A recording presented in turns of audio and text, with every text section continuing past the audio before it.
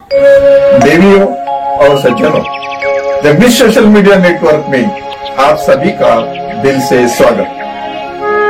प्रतिदिन के अनुसार प्रस्तुत करते हैं स्वामी वासुदेवानंद जी सरस्वती इनके अमृतमय वाणी द्वारा विष्णु सहस्त्र नाम प्रवचन। प्रथम नमन आपको। जय गुरुदेव। श्री विष्णु सहस्त्रनाम ज्ञान यज्ञ प्रवचन क्रमांक 403, श्लोक क्रमांक 55 और नाम क्रमांक 385। जय महाकाल।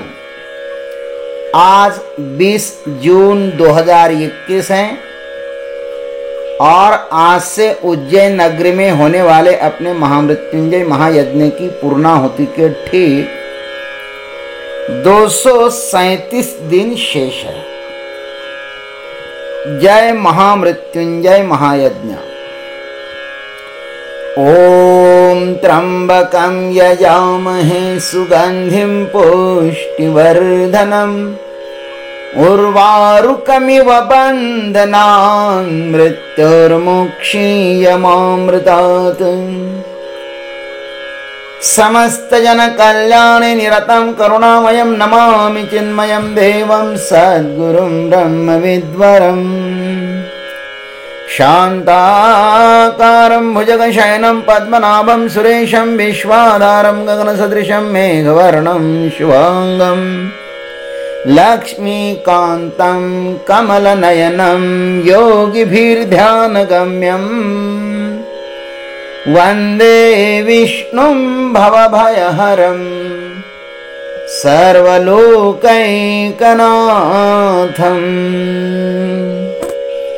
व्यवसाय व्यवस्थानः संस्थानः स्थानदो ध्रुवः परार्धिः परमस्पष्टः तुष्टः पुष्टः शुभेक्षणः।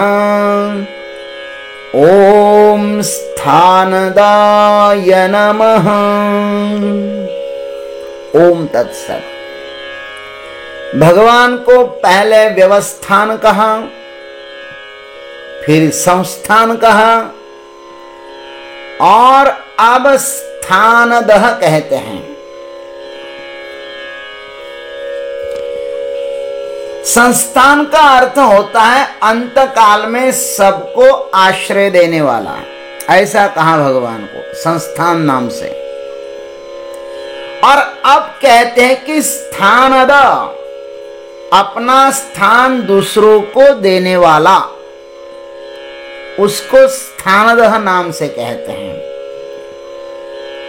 स्थानदः का अर्थ होता है ध्रुवादि भक्तों को स्थान देने वाले। आइए, भाष्यकार जी ने इस पर बहुत सुंदर वर्णन किया है, हम भी उसमें आनंद लें। ध्रुवादीनां कर्मानुरूपं स्थानं ददाति इति स्थानदः। ध्रुवादिकों को, ध्रुवादि आदि बहुत भक्त हुए भगवान के, उन सबको उनके कर्मों के अनुसार स्थान परमात्मा देते हैं ना, इसलिए उन्हें स्थानद कहते हैं। संस्थान का अर्थ है पहले कष्ट करके कमाओ। कष्ट से कमाई हुई चीज में बड़ा सुख होता है। प्रलय काल में अर्थात मौत के समय जीव को कितना कष्ट होता है, आप अंदाजा लगाइए। जब मौत के समय जीव कष्ट में होता है तब उसको सब दुनिया ठुकरा देती है। तब उस अनाथ जीव को भगवान अपने पास आश्रय देते हैं। ध्यान रखना, दुनिया ठुकराए ना तो उस समय भगवान अपनाते हैं। यही है संस्थान का अर्थ। मुर्दे को स्मशान में जलाने तक ही हमारी जिम्मेवारी होती है। आगे उस जीव को कहां रखना है, कहां भेजना है, क्या खिलाना है, उसकी यात्रा कैसी होगी, यह सब परमात्मा कर लेते हैं। मानव ने कभी यह सोचा भी है क्या मरने के अनंतर जीव का क्या होता होगा? मरने के बाद हम उस जीव को भूल जाते हैं, किंतु उसकी असली जीवन यात्रा मरने के बाद ही प्रारंभ होती है। लोग तो महाराज स्मशान में जाने से भी डरते हैं। कुछ तो डरपोक ऐसे होते हैं जिस स्थान पे व्यक्ति का जीव इस शरीर में से निकल जाता है उस स्थान में भी जाने के लिए डरते हैं।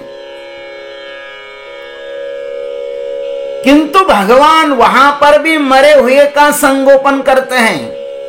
कितना उदार है परमात्मा, इसलिए तो उसको संस्थान कहा है ना।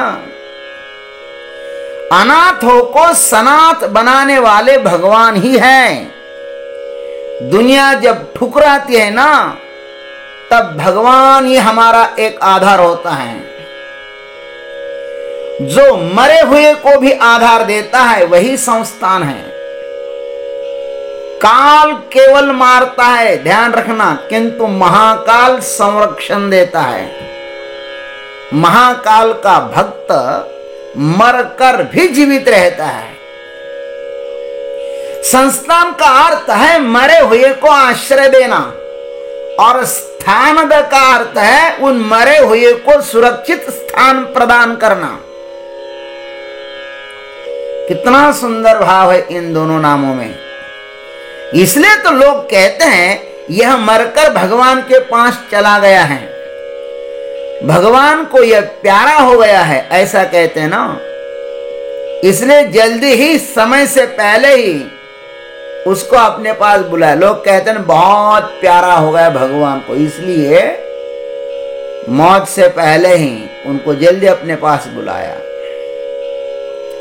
जैसा अर्जुन के पुत्र अभिमन्यु को इंद्र ने 16 साल की उम्र में ही स्वर्ग में बुलाया था। इंद्र ने अर्जुन को कहा था कि मैं अपने पुत्र जयंतो को मृत्युलोक में भेजता हूं, लेकिन उसे ज्यादा दिन तक वहां पर नहीं रहने दूंगा, केवल 16 साल के लिए ही भेजता हूं। और वैसा ही हुआ। अर्जुन जिसके पिता हो, भगवान कृष्ण जिसके संरक्षक हो, साक्षात धर्म जिसके पक्ष में हो, वायुदेव और अश्विनी कुमार जिसकी सुरक्षा में तत्पर हो, वह अभिमन्यु युद्ध में बड़ी क्रूरता के साथ अपने ही परिवार के हाथों मारे जाए, इससे बड़ा आश्चर्य अन्य क्या हो सकता है भाई संसार में। खैर, काल का काम है जीव को दुनिया से अलग कर देना, और महाकाल का काम है उस जीव को सुरक्षित स्थान प्रदान करना। काल ही महाकाल का साक्षात्कार करा सकता है। आज तक जिसको भी परमात्मा का साक्षात्कार हुआ है ना, वह मौत के अंतिम क्षण में ही हुआ है। मौत ही परमात्मा का साक्षात्कार करा देती है। उपनिषदों में कथा आती है कि नचिकेता हंसते हुए यमलोक में यमराज के पास जब गए, तो यमराज ने उसको अजर अमर बना दिया। मार्कंडे ऋषि ने यमराज को देखा तो वे महाकाल की शरण में गए, और तब महाकाल ने इसको अजर अमर बना दिया। अजामिल नामक ब्राह्मण ने जब मौत को देखा तो उसने महाविष्णु को याद किया, तो उसे भगवान ने परम पद दे दिया। राजा उत्तानपाद का पुत्र ध्रुव 6 महीने तक मौत के साथ लड़ता रहा, तो अंत में उसको भी महामृत्यु का साक्षात्कार हुआ। मृत्यु पर उसने विजय प्राप्त कर ली। आज भी उत्तर दिशा में एक महान ध्रुव नामक तारे के रूप में उसका वर्णन आता है, उसका दर्शन भी होता है। ऐसे हजारों प्रमाण शास्त्रों में उपलब्ध है। एसी के रूम में बैठकर मालपुआ दबोचकर बड़ी बड़ी बातें करने से भगवान का दर्शन नहीं होता मेरे भाई। भोले भाली जनता की आंखों में तो हम धूल झोंक सकते हैं, किंतु परमात्मा को धोखा नहीं दे सकते हैं। इसलिए कहते हैं कि अमृत को पाने के लिए पहले मृत्यु के साथ लड़ना होता है। फुकट में तो देवताओं को भी अमृत नहीं मिला, उनको भी समुद्र मंथन करना पड़ा। जैसे इस संसार में आने के लिए गर्भवास की पीड़ा सबको भोगनी पड़ती है ना, और जाने के लिए मौत का दर्द सबको समान ही भोगना पड़ता है। ईश्वर के दरबार में सबके लिए समान ही मार्ग होता है। वैसे ही भगवान को पाने का भी सबके लिए समान ही मार्ग है। जिसने भी उसको पाया उसको पहले असह्य पीड़ा सहन करनी पड़ी। भीष्माचार्य जी संस्थान के पश्चात स्थानक नाम बहुत ही विचार पूर्वक रखते हैं, बहुत विचार पूर्वक वर्णन कर रहे हैं। इसलिए भगवान ने भी अर्जुन को कहा है कि स्थानम 9:18 9वें अध्याय के 18वें श्लोक में कहा परमात्मा सबका आधार है। इसलिए तो भगवान कहते हैं तमेव शरणम गच्छ सर्वभावेन भारत तत्प्रसादात् पराम शांतिम स्थानम प्राप्स्यसि शाश्वतम। हे भारत, तू सर्वभाव से उस परमेश्वर के ही शरण में जा। उस परमात्मा की कृपा प्रसाद से तुम परम शांति एवं अविनाशी परम पद को प्राप्त हो जाएगा, इसमें कोई संदेह नहीं है। हमारा अंतिम गंतव्य यदि संस्थान और स्थानद ही है तो हमें रोते हुए उसके पास जाने की अपेक्षा अभी से हंसते हुए उसकी यात्रा करनी चाहिए। हम जिस भाव से उसकी उपासना करेंगे ना, हमें वही स्थान उपलब्ध कराएगा। हमारे भीतर जो कुछ भी भाव उठते हैं वे सब उसके पास उपलब्ध है। इसलिए वासना के दास बनकर जीने की अपेक्षा वासना के मालिक बनकर जियो। आज तक जिसने उसको जो मांगा उसे वह मिला। ध्रुव ने राज्य मांगा था तो उसे वह मिला। मैंने भगवान से बचपन में 3 चीजें मांगी थी मेरे भाई, 3 चीजें मांगी थी। बताओ कौन सी मांगी थी? भगवान श्री कृष्ण जैसे सांदीपनी आश्रम में पढ़े हैं वैसा मुझको भी सांदीपनी आश्रम मिले और मुझको भी वैसे ही गुरुजी मिले। ये मेरी बचपन की मांग थी। और उस भगवान ने जैसा प्रस्थानत्रयी वेदांत का अध्ययन किया था वैसे मैं भी प्रस्थानत्रय का अध्ययन कर लूं। और वे जैसे महाकाल भगवान के सानिध्य में रहे थे वैसे मुझको भी महाकाल भगवान का सानिध्य प्राप्त हो। ये 3 चीजें मैंने उनसे मांगी थी और वह तीनों चीजें उस परमात्मा ने मुझको दी है। यह तो मेरा प्रत्यक्ष अनुभव है।